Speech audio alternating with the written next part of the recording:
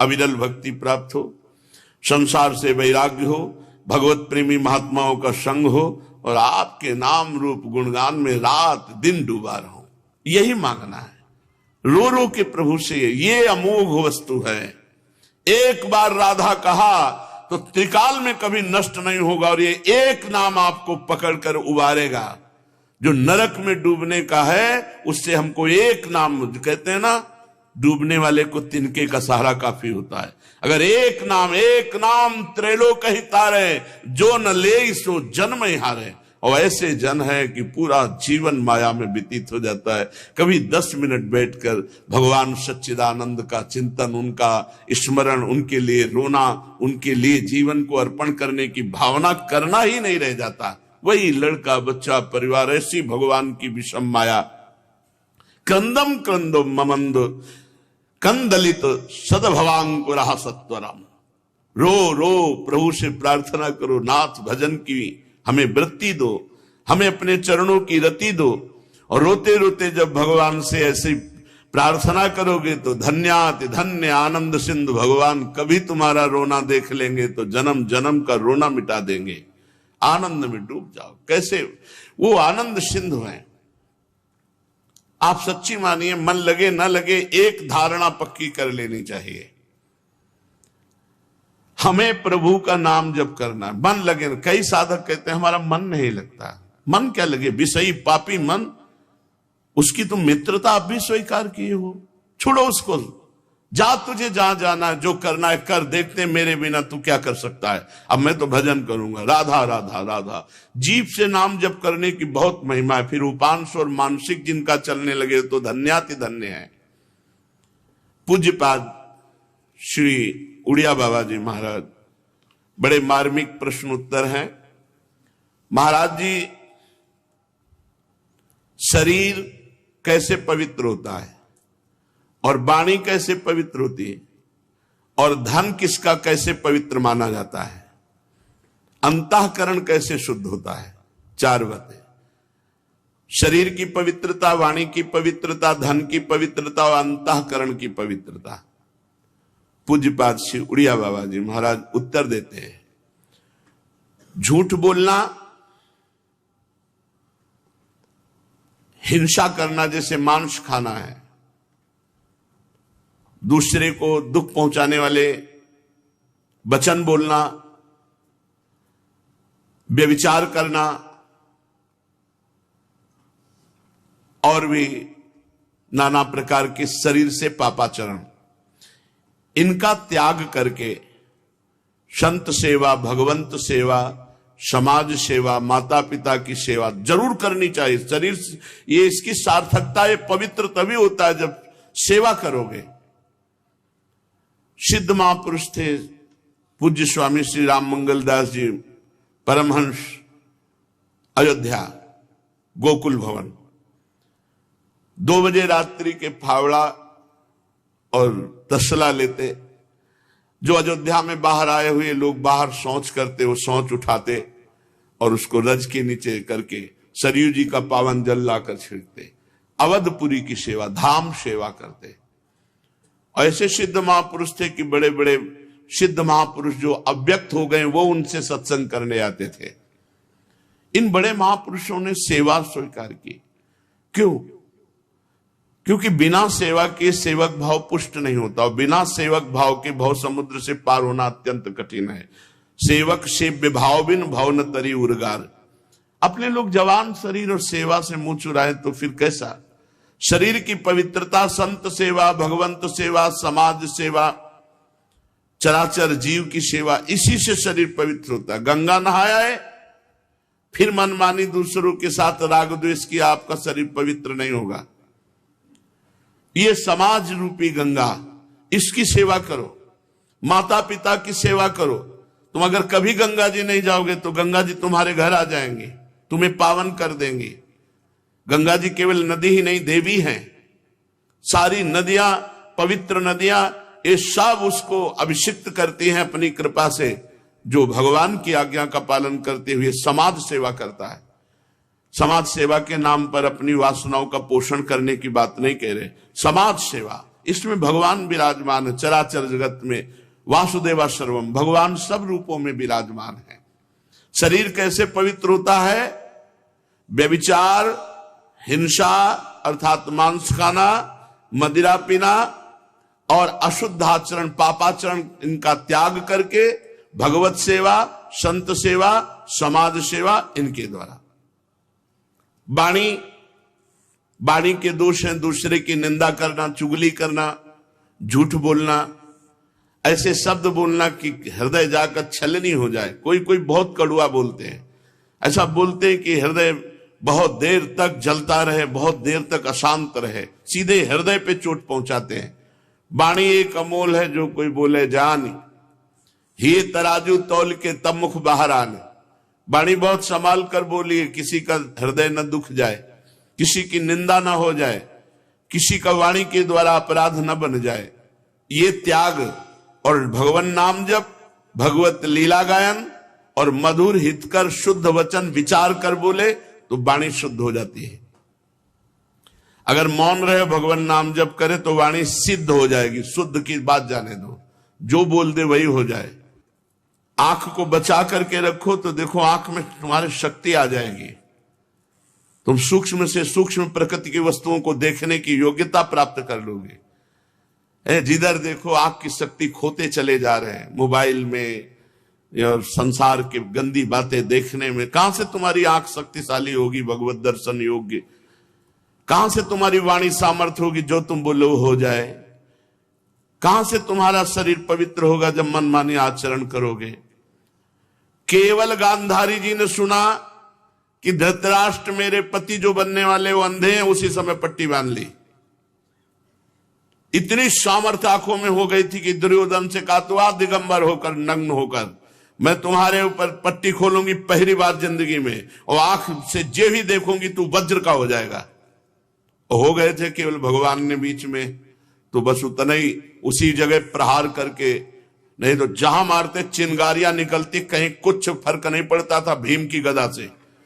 भगवान ने इशारा किया, मारा, वहीं तो ढेर हो गया, क्योंकि वहीं से कच्चा हो गया था।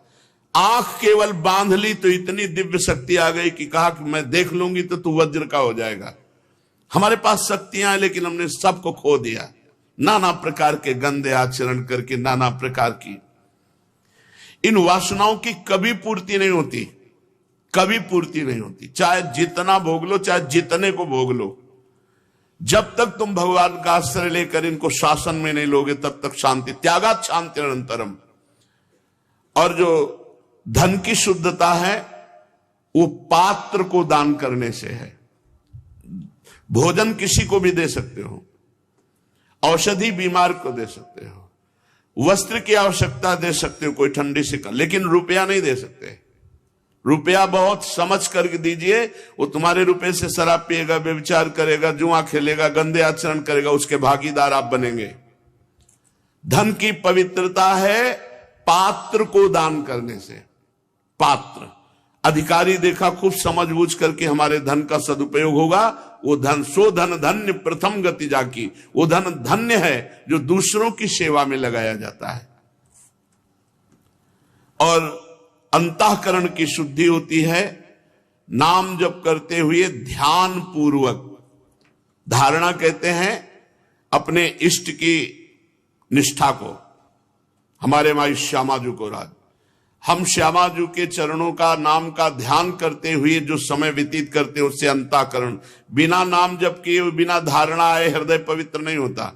बाहर के सब साधन ऐसे हैं जैसे सांप जो है बांबी के अंदर बैठा है, बिल के ऊपर लाठी चला रहे, उसको कोई फर्क नहीं पड़ता। ऐसे इन बाहरी साधनों से अंतःकरण शुद्ध नहीं होगा। अंतःकरण शुद्ध होगा अंदर के साधन से। अंदर का साधन है निरंतर भगवत चिंतन करते हुए भगवत ध्यान परायण। ये दो चीजें बहुत खास बात है। सियाजू अशोक वाटिका में नाम पाहरू दिवस निश ध्यान तुम्हार कपाट। नाम निरंतर चल रहा है रात दिन, और भगवान का ध्यान। छाण दे माननी मान मन धरिवो के पद में देखो, जपत हरि विवस तव नाम प्रतिपद विमल, मनसि तव ध्यान ते निमिष नहीं तरिवो। नाम जप रात दिन और प्रियाजू का ध्यान कर रहे हैं। वहां सियाजू रात दिन राम जी का नाम और उनका ध्यान कर रहे हैं। हरिवंश महाप्रभु कहे राधा वल्लभ लाल को हृदय ध्यान मुख नाम, इससे बहुत जल्दी अंतःकरण पवित्र हो जाता है। चलते हैं आज से रास पांचाध्यायी जो श्रीमद् भागवत की प्राण है और ये परम हंसों का रस है। सब भगवत प्राप्त महापुरुष गोपी बने हैं आकर के। कल प्रसंग में सुना लालजू महाराज प्रियाजू को, रासेश्वरी को, कि आप कल रास में पधारे, क्योंकि बिना रासेश्वरी के रास नहीं होता। रास के लिए वृंदावन की भूमि और प्रियालाल, बिना इनके रास नहीं हो सकता, कहीं भी रास नहीं हो सकता। वृंदावन भूमि चाहिए, कोई भी रास नहीं कर सकता। प्रियाजू और लालजू, ये महारस है। भगवान पिता रात्रि शरदोत्फुल्ल मल्लिका वीक्षरन्तुम मनश्चक्रे योग माया मुपाश्रितः तदोडुराजः ककुभः करैर्मुखम् प्राच्या विलिम्पन्नरुणेन सन्तमैः सचर्षणीनामुद्गाच्छुचो मृजन् प्रियः प्रियाया इव दीर्घदर्शनः। शरद ऋतु है, बेला, चमेली, माधवी, मालती सब लताएं खिली हुई हैं। सुगंधित पुष्पों का पराग लेकर के वायु बह रही है। मह मह पुष्प महक रहे हैं। बड़ी सुंदर शोभा वृंदावन की। भगवान ने गोपियों को जिन रात्रियों का संकेत किया था वो आज रात्रि उपस्थित हुई। शरद पूर्णिमा की रात्रि, मानो बहुत सी रात्रियां एक साथ जुड़ करके एक रात्रि के रूप में उल्लसित हों। भगवान ने वृंदावन को देखा, एक खास बात है। जे ही वृंदावन को देखा तो वृंदावन चिदानंदमय प्रकाशित है। अद्भुत शोभा, दिव्य खिले हुए वृक्ष, उनमें लिपटी हुई लताएं, वो सब खिली हुई पुष्पों से बड़ी सुगंधित भौरे मडरा रहे हैं। भगवान ने देखा और देखकर दिव्य बनाया। भगवान की दृष्टि पड़ते ही दिव्य शोभा प्रकाशित हो गई। अब भगवान ने अपनी अचिंत महाशक्ति योग माया का स्मरण किया, क्योंकि रसमयी रास क्रीड़ा यहां जो ब्रज में हो रही वो योग माया के द्वारा पूरित होगी, क्योंकि जितनी गोपिकाएं उतने श्री कृष्ण, ये योग माया से ही पूर्ण होता है। भगवान ने संकल्प किया, जैसे सृष्टि प्रकट करने के लिए एकोहम बहुश्यामः, मैं एक बहुत रूपों में हो जाऊं, तो रास क्रीड़ा का संकल्प किया। ये संकल्प अपने प्रेमियों की प्रेम इच्छा को पूर्ण करने के लिए, भगवान अमना है, भगवान में मन नहीं है। भक्तों का मन ही भगवान का मन बनता है। तो अपने प्रेमियों के मन की इच्छा पूर्ण करने के लिए भगवान ने मन स्वीकार किया। जे भी भगवान ने मन स्वीकार किया भक्तों की प्रेम इच्छा पूर्ण करने के लिए, तो संकल्प करते ही दिव्य चंद्रमा प्रकट हुआ। प्राची दिशा के मुखमंडल पर अपने शीतल किरण रूपी कर कमलों से लालिमा की रोली केसर मल दी। प्रारंभ में एकदम अरुण वर्ण की महिमा ये भगवान श्री कृष्ण की दृष्टि की है। जैसे कोई अपनी प्रियतमा के मुख में रोली केसर मल दे ऐसे चंद्रमा उदय होती वृंदावन में, ऐसी लालिमा छाई पहले। जैसे बहुत दिनों के बाद अपनी प्राण प्रिया पत्नी के पास आकर उसके प्रीतम ने आनंदित करने के लिए ऐसा किया हो, ऐसे भगवान चंद्रदेव के उदय होने पर अद्भुत लालिमा वृंदावन में छा गई। फिर पूर्ण चंद्रदेव उदय हुए तो श्वेत चांदनी छा गई। संसार के चरचर प्राणियों का संताप दूर करने वाले, सूर्य रश्मियों के ताप को दूर करने वाले ये चंद्रदेव नहीं है।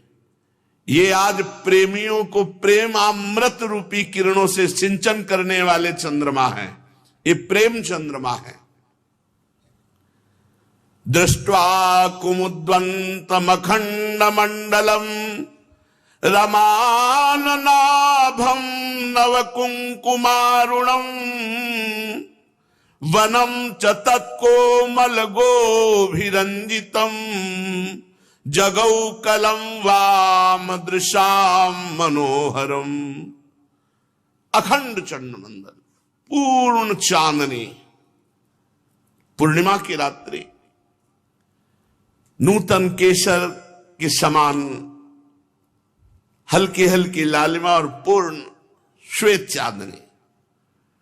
क्योंकि अभी उदय हुए हैं, ऐसा लग रहा है संकोच मिश्रित है। ऐसी शोभा हो रही है जैसे लक्ष्मी जी का मुखारविंद। कोमल किरणों से सारा वृंदावन प्रेम रंग में रंग गया। वन के कोने कोने में चांदनी द्वारा अमृत समुद्र उड़ेल दिया गया। भगवान श्री कृष्ण ने देखा रास के लिए दिव्य चांदनी, दिव्य लताएं, दिव्य भूमि, पूरी सामग्री। अब रास प्रारंभ जिससे होता है वो है वंशी। बहुत सुंदर वृंदावन, बहुत सुंदर से लालजू महाराज। मोहन मदन त्रिभंगी, मोहन मुनि मन रंगी, मोहन मुनि सघन प्रगट परमानंद, गुण गंभीर गोपाला, शीस किरीट श्रवण मणि कुंडल, उर मंडित बनमाला, पीतांबर तन धातु विचित्रित, कल किंकिनी कटि चंगी, नखमणि तरनी चरण सरसीरु, मोहन मदन त्रिभंगी। कैसे लालजू महाराज, अद्भुत वृंदावन दिव्य, जो आपने प्रायः नित्य एक दो श्लोक वृंदावन की महिमा के होते हैं। वृंदावन दुति पत्र की उपमा को कछु नाही, कोटि कोटि बैकुंठ तेईसम कहे न जाए। वृंदावन की लता सम कोटि कल्प तरुणाई, रज की तुल बैकुंठ नहीं और लोक की हिमाएं। कैसे वृंदावन की में। और फिर आज तो रास तो भगवान ने अपनी दृष्टि से दिव्यता में दिव्यता, और उस दिव्यता में सच्चिदानंद श्री लालजू महाराज कैसे बोले ललित त्रिभंगी हुए, क्योंकि वंशी धारण करने की मुद्रा ही है इनकी ललित त्रिभंगी। त्रिभंगी तीन जगह से टेढ़े, ग्रीवा झुकी, कमर झुकी, श्री चरण टेढ़े। कैसे हैं ये मोहन, बोले मोहन, इनको कोई मोहित नहीं कर सकता। तो बोले प्रियाजू ने तो मोहित किया, तो प्रियाजू कोई और है क्या? यही तो है, यही तो प्रियाजू बने। रसोया परमानंद एक द्विधा सदा, श्री राधा कृष्ण रूपाभ्याम तस्मै तस्मै नमो नमः। जो वेद कहता रसो वैशा, वही रसही की मूर्ति दो, ये रसिक लाडली लाल, रसही सो बिलसत रहे, रस भरे नैन विशाल। ये कोई और है? मोहना, इनको कहीं मोह नहीं है, और इनको कोई मोहन, ये सबको मोहित कर लेते हैं, इनको कोई मोहित नहीं कर सकता। और मदन, ये साक्षात प्रेम रूप हैं। और आज त्रिभंगी स्वरूप में, क्योंकि वंशी वादन करना है। ये मोहन मुनिमन रंगी, अपने प्रेम रंग से बड़े बड़े मुनियों को रंग दिया। व्यास जी हा पुत्र पीछे से पुकार रहे, सुखदेव जी ने मुड़ के नहीं देखा, ऐसे बैरागी। भगवान के अवतार श्री कृष्ण द्वैपायन व्यास देव जी हैं, वो पुकार रहे, पुत्रेति तन्मयतया तरोभिनेदुस तम सर्वभूत हृदय मुनिमान तोष्टमी यम प्रव्रजंत मनुपेत मपेत कृत्यम द्वैपायनो विरह कातर आदुहाओ पुत्रेति तन्मयत। हा पुत्र नहीं मुड़ रहे। लेकिन जब शिष्यों ने एक श्लोक सुनाया, देखो कैसी रूप माधुरी हमारे लालजू की। बरहा पीडम नटवर वपुः कर्णयो कर्णिकारम विभ्रदवासा कनक कपिशम वैजयंतीम चमालाम रंध्रान वेणु रधर सुधया पूरयन गोप वृंदै वृंदारण्यम सुपद रमणम प्राविशद गीत कीर्ति। गोपाल जन उनकी गीत कीर्ति।